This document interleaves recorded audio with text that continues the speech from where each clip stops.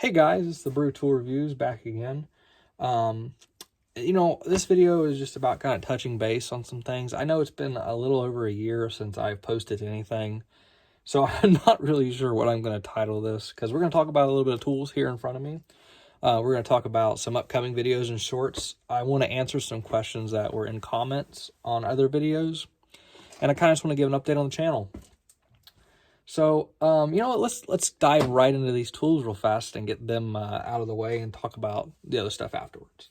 So what I got in front of me here is the Icon Professional Double Flex Ratcheting Wrench Set. This is a 5-piece metric set. I picked this up on a 12 Days of Christmas deal when they were 40% off. So I paid about $135 for these. They are really, really nice flex wrenches. Like I said, both ends flex here. This one has a 17 and a 19 millimeter on this wrench, and then you have the 18 and the 16 and such down to a 10 millimeter. I know this, I think this skips the 11? Yeah, it skips an 11 and a 9 millimeter. So, I mean, you do have a one skip on these.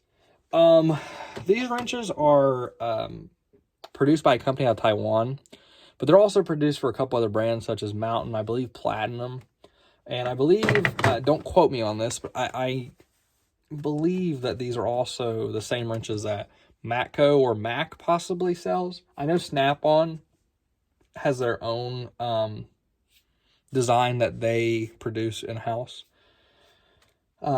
But you're going to pay a markup on all these, and these aren't even the cheapest you can buy these. I'm pretty sure the Mountain wrenches you can get even cheaper on sales on Amazon, but I really like these. What I paid for them was great. These are going to be used, not used very often. This is a very specific tool for a specific job. They are nice. They feel nice in the hand. These aren't really meant, put a lot of torque on this end because the switch mechanism likes to blow out. And these prongs here, from what I've been told by some friends and seen at their shops and houses, they do break here. But with that being said, don't discourage yourself from purchasing these. These are some great wrenches right here. And honestly, if you're trying to save a couple bucks, you're starting off at a shop or something, the Icon stuff is going to work perfectly fine. If you're not wanting to get yourself into a load of debt on a tool truck. I've got a whole bunch of Icon tools that I'm going to do either shorts on. I might do a video on a couple of them, but primarily shorts. I have the double box in ratcheting fixed heads. I have offset wrenches, the obstruction S wrenches, the 3060s.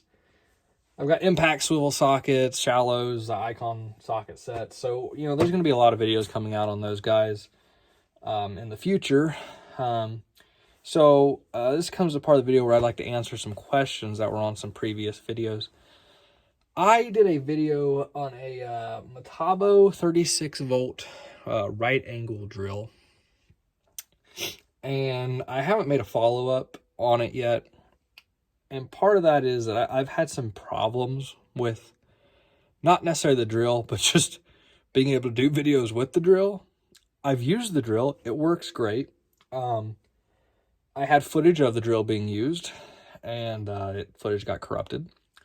So I haven't really had a need to use it in the last about 6 months.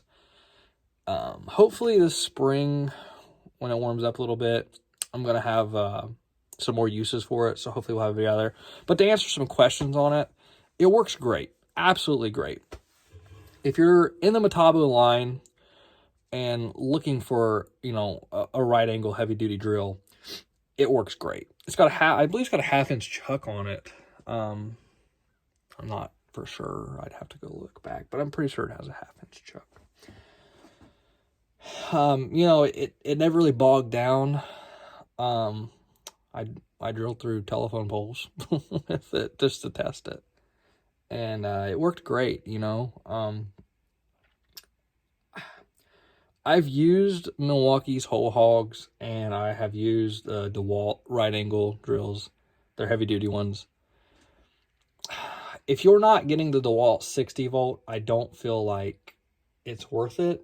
I think the Metabo beats the DeWalt 20 volt Right Angle and the Milwaukee Whole Hogs. But, you know, I've played around with the 60 volt floor joist, the right angle floor joist from DeWalt, and it works definitely better than the Metabo. But the great thing about the Metabo is that you can also, you know, plug it in. And it works the same. Now, you're going to get more power out of the batteries, of course, but you can plug the Metabo in, and it does work really well. So that's just to answer some questions on that. I'm going to hopefully have a video out in the next couple months on it, just waiting for the weather to warm up a little bit. It is currently, I believe, 20 degrees outside, and there's about 8 to 10 inches of snow on the ground. So, no, I don't think we're doing anything soon. I've also got this other 12-volt ratchet back here, so we can talk about it for a second. I'm going to have a short coming out on this too. But this is the DCF 500. This is a sealed head 12-volt ratchet similar to the DCF 510. I believe it's the 510. It's the 20-volt. It's the 510. It's just Big Brother here. It's the 20-volt.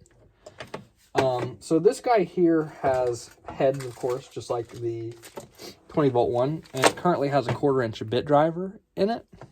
It also comes with a 1/4-inch anvil head and a 3/8-inch anvil head. I replaced my 1/4-inch anviled 12-volt ratchet with this guy just for the versatility of having the bit driver. It's a sealed head. I like the switch up here, easier for me to flip. And, you know, this is something that I can throw into my 12-volt bag when I go to junkyards or stuff like that to pull parts off cars. Or if I'm working on someone else's vehicle, I can throw it all into one bag with all the 12-volt stuff. And this has a 3/8-inch anvil on it, which I will use, you know. So instead of having to carry around the DCF 510, which is great because it does have that 1/2-inch anvil, and it's got more power with it being a 20-volt. But this is great for, you know, little stuff if I'm not really ripping an entire vehicle apart. And you're not going to be doing that with those anyways. This is more about getting the fasteners off after you've already broke them loose. So this guy's great. There's going to be a short coming out on it. Trying to think what else I've got. Currently in the process of getting a new toolbox. We got a U.S. General on the way. So yeah, I'm going over the deep end with Harbor Freight. But hopefully we're going to be able to transition a lot of stuff over there. And I'm going to get a hutch with it. So that'll be the new filming area for a little while until springtime, when hopefully I can work on the shop a little bit, get a nice wood top bench done, and expand the studio a little bit. But yeah, so there were some other questions on some other tools, DeWalt 12-volt tools. I will say this, everything that DeWalt has in 12-volt line is pretty good. My only fret with the 12-volt line is the impact wrenches. I feel like if you're going to go for an impact wrench, and you're going to go in the DeWalt line, just go for the 20 volts, and specifically the Atomic 20 volts. I have used these guys a lot. It might not look like it. This guy looks definitely more used than that one, but I try to keep them clean. I use tub of towels to keep these guys clean. But these guys are great. They really are. They have so much power. But again, it's a 20-volt line. The 12-volt line, I just preferably do not like, I guess. I definitely prefer the 20-volt line. And, you know, I'm got the M12 stubby on the way, too. I recently purchased it for work. The new Gen 2, I believe it is. Yeah, Gen 2. So we're going to get to play around with that, and I'm going to do a review on that. And I kind of want to put that head-to-head against the DeWalt's. So yeah, I think that's really it for right now. Hopefully, you know, I'll have some more videos out in the next few weeks, and I'm going to try to get some shorts out in the next couple of days. You know, maybe like 5 to 10 shorts out. But yeah, so, you know, I appreciate you guys stopping by and watching the video. I really do. And hopefully if you had any questions about the Metabo, to be specific, the 36 volt right angle drill that it was answered. Like I said, I hope to get a video out sometime next couple months. Hopefully it warms up a little bit and we can get some stuff done. If you have any other questions, please comment on the video and I'll do my best to answer them. But yeah, so thank you guys for stopping by, and I'll catch you next time.